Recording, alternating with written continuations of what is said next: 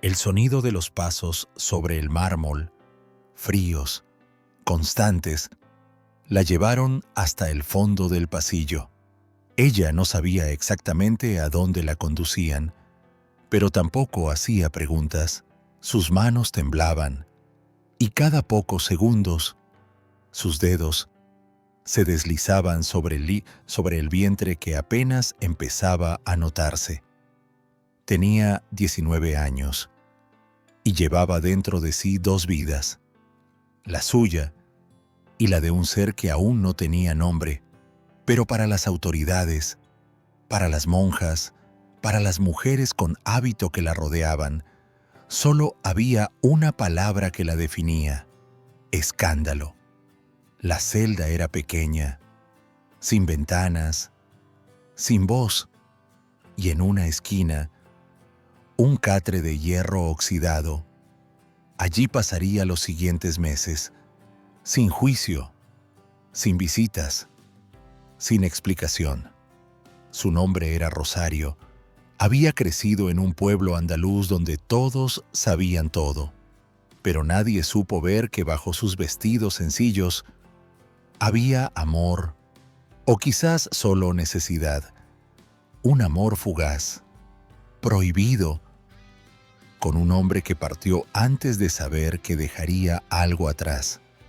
No había cometido ningún crimen, no había robado, no había atentado contra el régimen, solo había cometido el pecado de ser madre, sin marido, y en la España de 1943, eso bastaba para encerrarte, y peor aún, para arrebatarte todo, incluso al hijo que llevabas dentro. En plena posguerra, cuando el país aún sangraba bajo las cicatrices abiertas del conflicto, el régimen de Franco estableció un nuevo orden moral, uno donde la mujer no era persona, sino función, madre, esposa, sirvienta, mártir, pero nunca libre. El sistema legal y religioso se entrelazó hasta formar una red implacable. Las leyes castigaban, pero eran los conventos, los hospicios y las cárceles donde el castigo se materializaba. Ser madre soltera era sinónimo de vergüenza. No había necesidad de denuncia formal. Bastaba con que alguien viera, con que una vecina hablara, con que el cura se enterara. El Código Penal no contemplaba como delito el embarazo fuera del matrimonio. Pero eso no importaba, porque existía un código más fuerte, el de la moral franquista. Miles de mujeres fueron recluidas en centros de protección, eufemismo para instituciones gestionadas por órdenes religiosas, donde las internas, embarazadas o con hijos pequeños, eran tratadas como pecadoras, como desviadas, como mujeres que debían purgar. En estos lugares se les quitaban los nombres, eran llamadas por números, se les cortaba el cabello, se les imponía silencio y se les decía que su hijo sería entregado a una familia mejor. Detrás de la supuesta protección se escondía una maquinaria de adoctrinamiento y separación. La Iglesia controlaba el alma, el Estado, el cuerpo y la sociedad. Simplemente callaba. Rosario Gutiérrez nació en 1924, en un pueblo blanco y seco del sur de Córdoba. Su madre había muerto joven. Su padre era jornalero. Desde niña, supo que lo suyo no era estudiar, pero también supo que su cuerpo, su mirada, su manera de estar en el mundo, la hacían distinta. A los 16, comenzó a trabajar como costurera y fue en uno de esos encargos a domicilio donde conoció a Miguel, un joven mozo de almacén, de ojos claros y sonrisa ancha. Se enamoraron en silencio, entre retazos de tela, y promesas entre susurros. No hubo boda, no hubo permiso, solo hubo una noche y después la espera. Cuando Rosario descubrió que estaba embarazada, su primer impulso fue guardar silencio, pero su cuerpo, lento, generoso, comenzó a delatarla. Las vecinas comentaban, la modista la miraba distinto y el cura no le daba ya la comunión. Un día, una patrulla la esperaba a la salida del mercado. No dijeron nada, solo le mostraron un documento sellado y la subieron al coche sin mirar atrás. La llevaron a un convento en las afueras de Granada. Casa de arrepentidas, decía el cartel que apenas se leía en la entrada. Allí, su nombre dejó de ser Rosario. Pasó a ser la número 17. Cada día comenzaba con rezos, seguía con limpieza y terminaba con castigos. Si preguntaba por el bebé, le decían que debía ofrecerlo a Dios. Si lloraba, la castigaban con ayuno. Si sonreía, la acusaban de orgullo. Pero Rosario no se rompió. Guardaba la esperanza como una piedra caliente en el pecho. Soñaba con el día en que tendría a su hijo en brazos y escaparían. Juntos, cuando llegó el momento del parto, no hubo sala esterilizada, ni doctor, solo una monja con manos ásperas y una cubeta de agua fría. Parió entre gemidos ahogados, mordiendo una tela sucia para no gritar. Y cuando el bebé nació, se lo llevaron sin dejarle verlo. Ni siquiera supo si era niño o niña. Durante semanas pidió noticias. Nadie respondió. Un día, una monja le susurró: «Has sido adoptado por una familia buena, no preguntes más».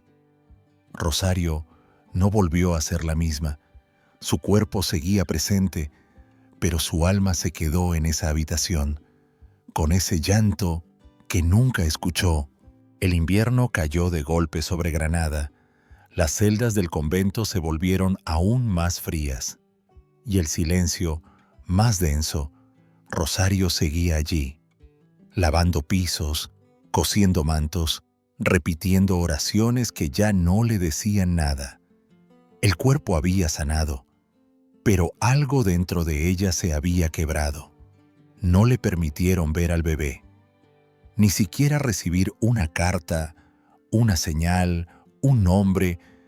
Solo le dijeron que ya estaba en mejores manos y que debía dar gracias por no haber sido enviada a prisión. La hermana Lourdes, una mujer de rostro severo pero mirada compasiva, fue la única que se atrevió a decirle en voz baja que su hijo había sido entregado a un matrimonio sin hijos en Sevilla. Gente de bien, con posición, con fe. Rosario quiso preguntar más, pero la mirada temerosa de la monja le suplicó que no insistiera. Pasaron semanas y después meses. Rosario fue obligada a firmar un documento que no comprendió del todo, un papel que, según decían, era para garantizar la buena educación del menor. Más tarde entendería que aquel papel era una cesión forzada, una renuncia irrevocable a su maternidad. En el convento no había lugar para la rebeldía. Las mujeres que alzaban la voz eran llevadas a habitaciones de castigo, sin luz, sin comida, sin nombre. Rosario aprendió a callar, pero dentro de ella el fuego seguía encendido. Cada noche en la oscuridad repetía en silencio la misma frase: «Volveré por ti, mi vida, volveré». Era su única plegaria, su único ancla. En 1945, cuando cumplió 21 años, le informaron que sería trasladada a otra institución, un taller de costura en Málaga. destinado a reeducar mujeres descarriadas. Allí, con nombre cambiado, bajo vigilancia constante, retomó su oficio de costurera. Pero ahora ya no soñaba con vestidos, soñaba con nombres. El nombre de su hijo robado. Durante los años siguientes, Rosario escribió decenas de cartas, todas sin respuesta.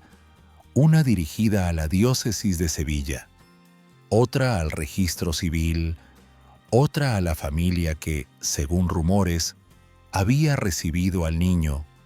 Nunca obtuvo respuesta, nunca recibió confirmación.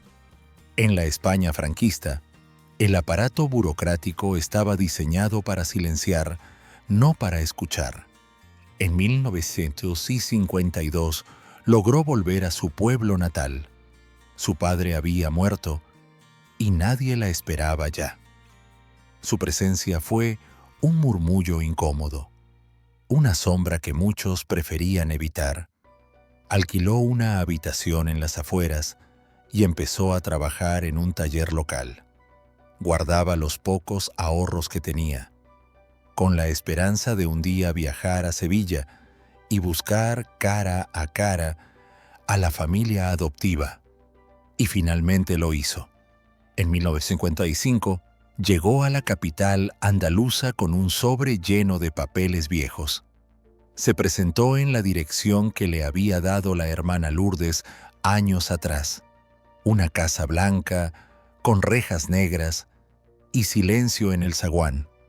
La mujer que la recibió, elegante, distante, negó todo. «No sé de qué me habla, señora. No tenemos hijos adoptivos. Debe estar usted confundida». Rosario no insistió, no porque creyera en esa respuesta, sino porque vio, en el fondo del salón, un retrato de un niño de unos 10 años, cabello oscuro, ojos grandes, mirada inquieta. El mismo lunar bajo la ceja que tenía su madre. Volvió a su pensión sin decir una palabra. Esa noche no durmió, ni lloró. Solo escribió una carta, larga, cargada de amor, de perdón, de memoria, y la dejó en el buzón de esa casa, sin remitente, solo con un dibujo en la esquina, una estrella bordada, como la que ella solía coser en los pañuelos.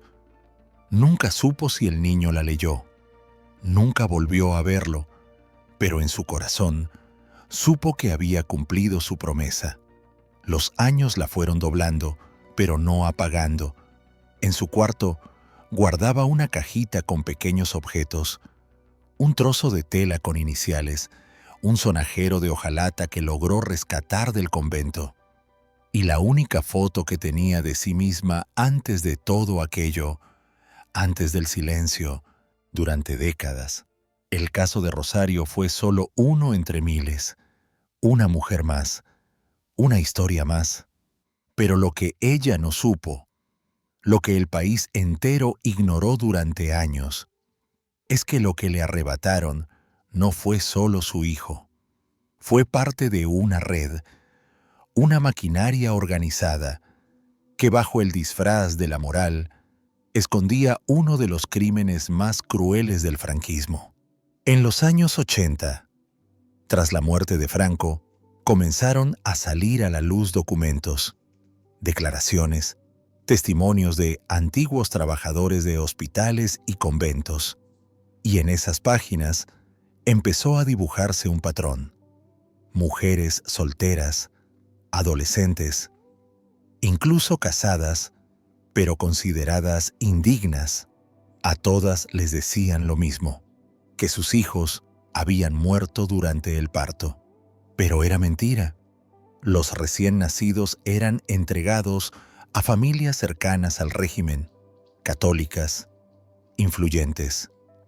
Se falsificaban certificados, se alteraban libros de registro y muchas veces incluso se les cambiaban los apellidos para borrar cualquier rastro de origen.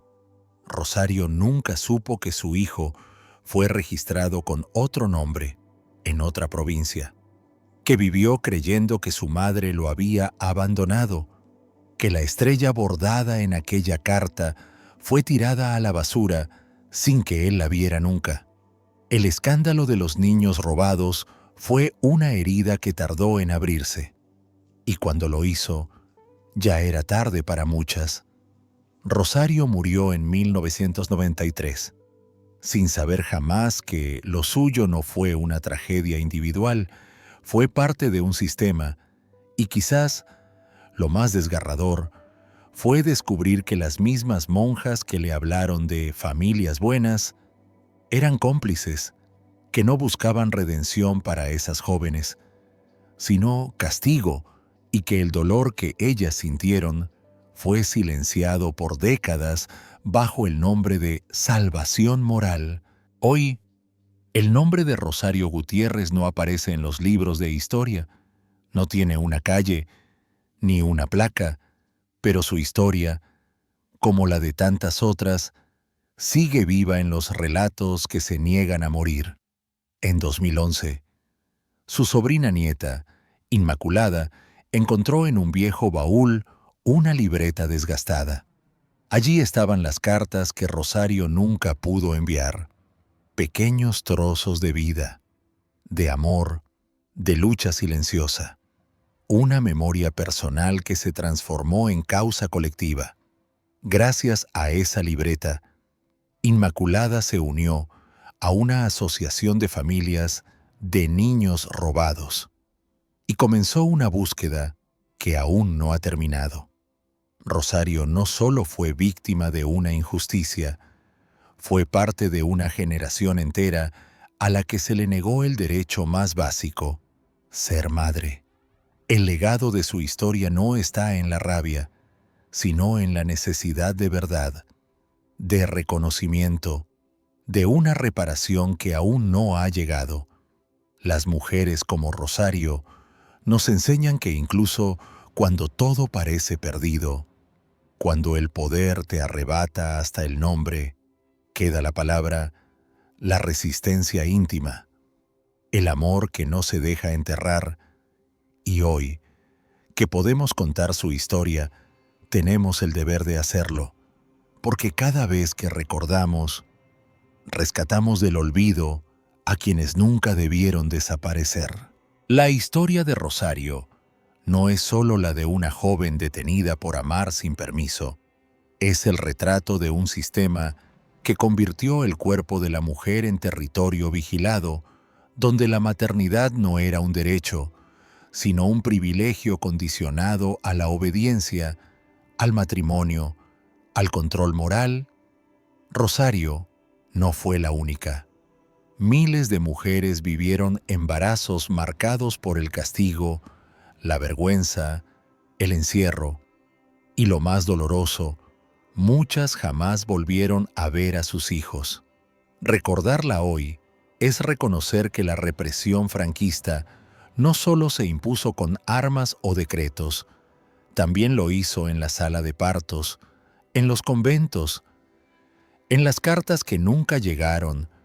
No lo hacemos solo por ella, lo hacemos por todas las que fueron llamadas indignas, por los hijos que crecieron sin verdad y por las generaciones que merecen conocer lo que de verdad ocurrió, porque cuando el amor se castiga, el silencio se convierte en herida colectiva.